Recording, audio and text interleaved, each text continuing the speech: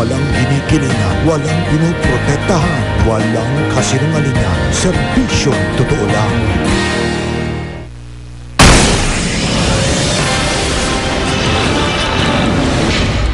Mga grupong pro-life nagsagawa ng Jericho March sa Batasan Complex kontra sa Reproductive Health Bill.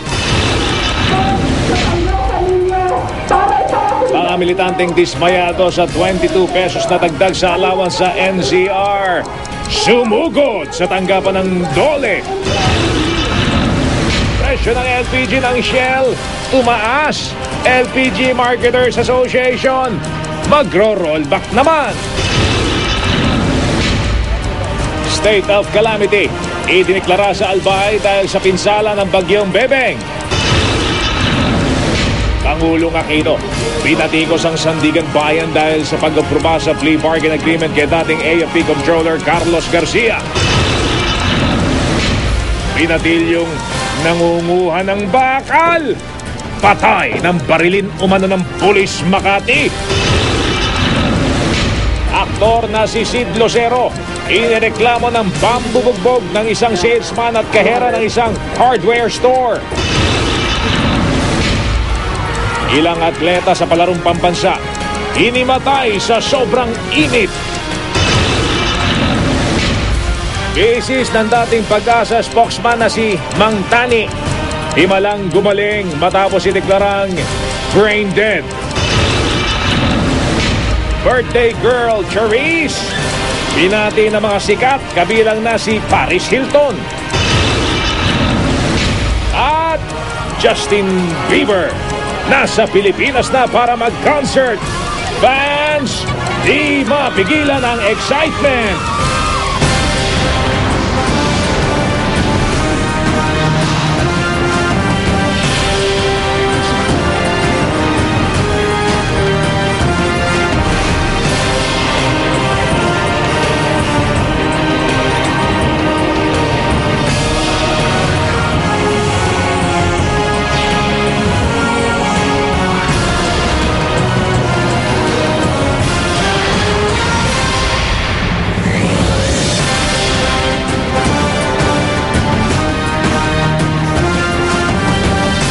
Magandang gabi po, libo-libong miyembro ng mga grupong tinatawag na pro-life ang umikot sa Batasang Pambansa para iayag ang pagtutol nila sa kontrobersyal na Reproductive Health Bill.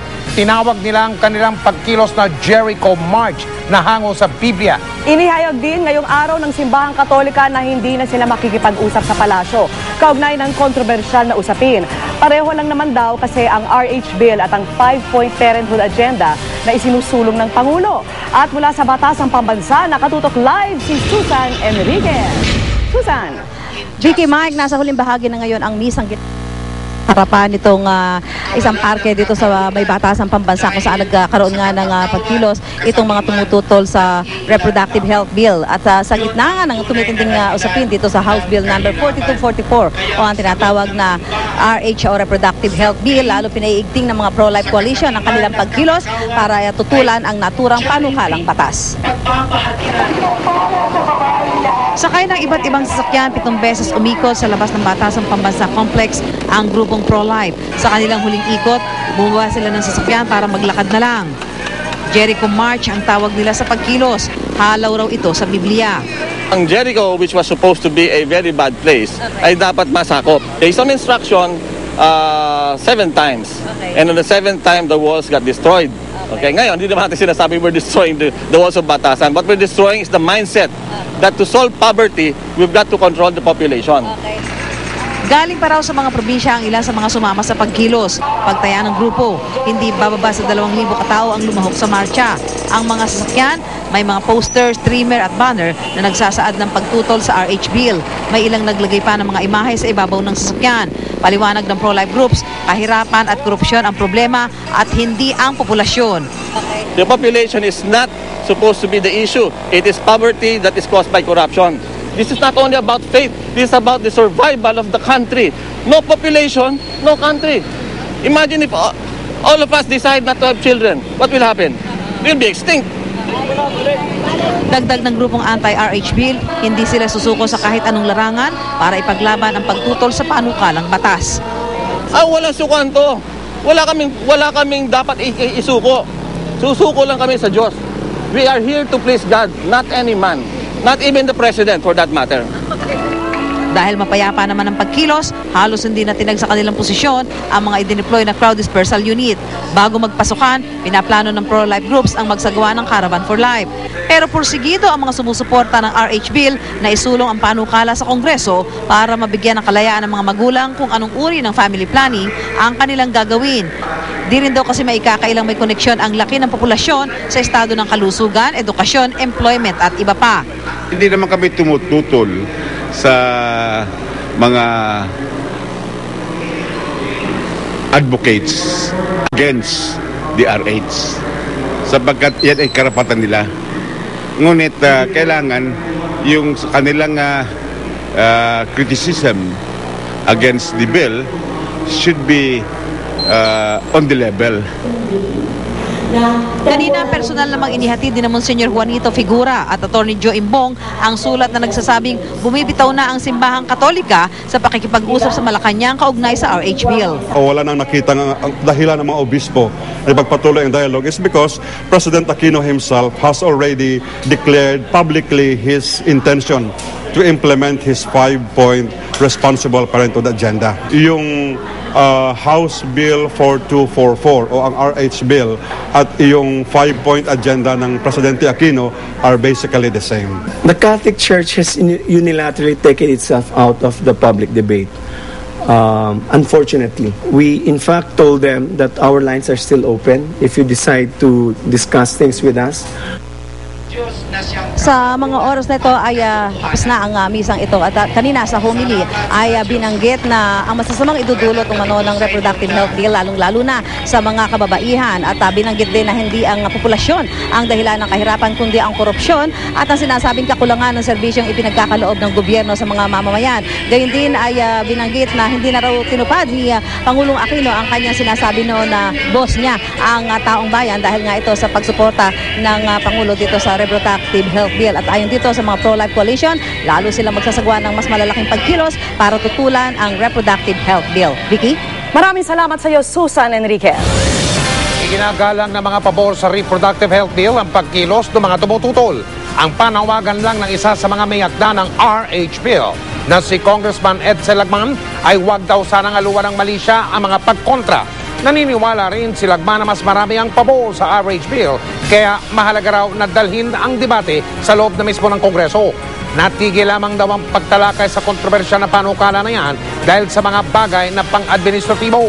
Tungkol pa rin po sa mainit na usaping yan, magkakaroon ng matalas, malalim at matalinong talakayan sa GMA News TV sa ika-22 ng buwang ito ng Mayo.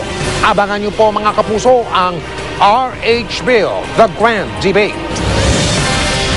Nangalampag naman ang mga militanteng manggagawa bilang pagkondena sa naaprobahang 22 pisong dagdag sa Cost of Living Allowance o COLA para sa Metro Manila. Barya raw ito sa kailangan nilang dagdag sahod. May paalala naman ng Malacanang, mas mainam na raw ito kesa wala. Nakatutok si John Consulta.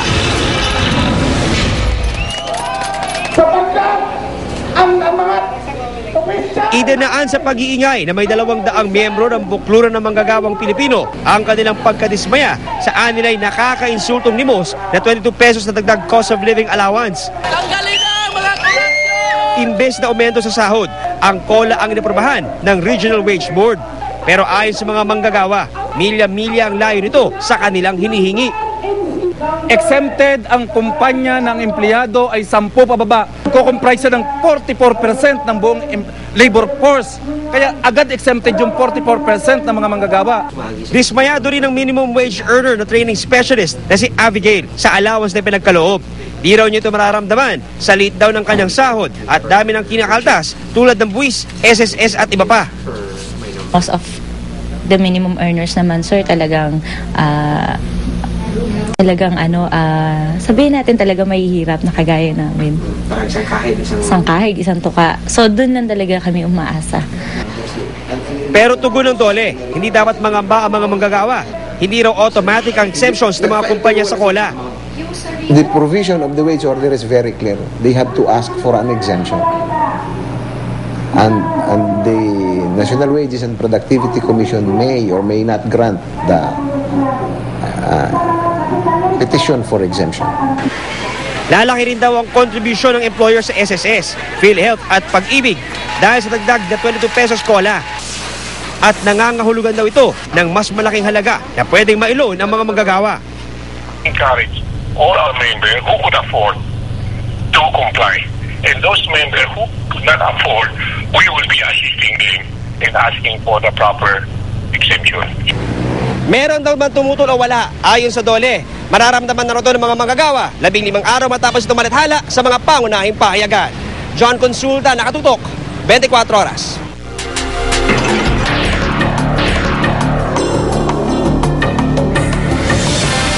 So, inilagay na po sa state of calamity ang lalawigan ng Albay. Kasunod yan ang pananalasa ng Bagyong Bebeng. Nakatutok doon live sa mga sandaling ito si Dante Perelio.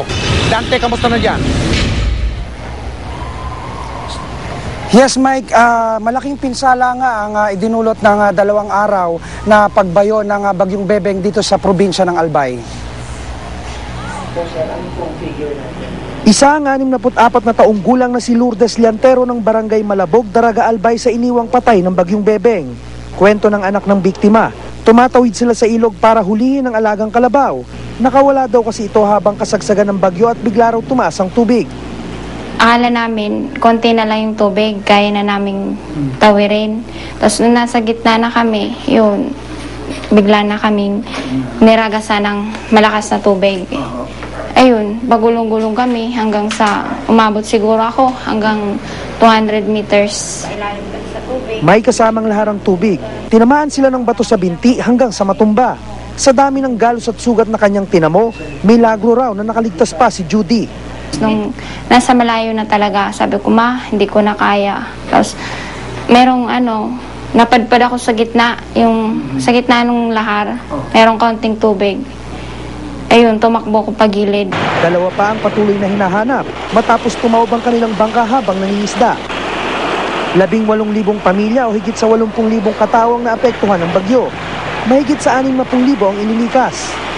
Ayon naman sa Albay Provincial Engineering Office, aabot na sa 61 million pesos ang halaga ng pinsala sa infrastruktura ni Bebeng. 36 million pesos naman ang halaga ng nasira sa agrikultura. Sa laki ng pinsala, nagdeklara ng state of calamity. The motion for the approval of the resolution placing the entire province of Albay under state of calamity because of Typhoon Bebeng is hereby approved. Hindi naman tinuubusin yung calamity fund kasi ang declaration based dun sa recommendation ng APSEMO, and yun nga, may kolatilya kami ngayon na ang declaration namin will last only for 3 months because of Typhoon Bebeng. Hindi yung dati na whole year round na hanggang walang lifting. Ang probinsya ng Sorsogon di rin nakaligtas sa bagsik ni Bebeng. Isa ang nasawi doon dahil sa pagkalunod at isa rin ang nawawala. Nagkaroon rin ng malawakang pagbaha sa bayan ng Bulan. Kinailangan pang gumamit ng rubber boat, balsa at bangka para mailikas ang daang-daang residente. Paghupa ng baha, tumambad ang perwisyong idinulot ng bagyo. May landslide, bagsak ang mga punong kahoy, wasak na kabahayan at sirasirang mga kalsada at tulay.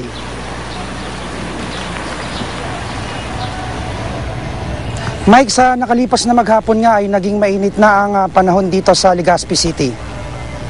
Maraming salamat, Dante Perelio.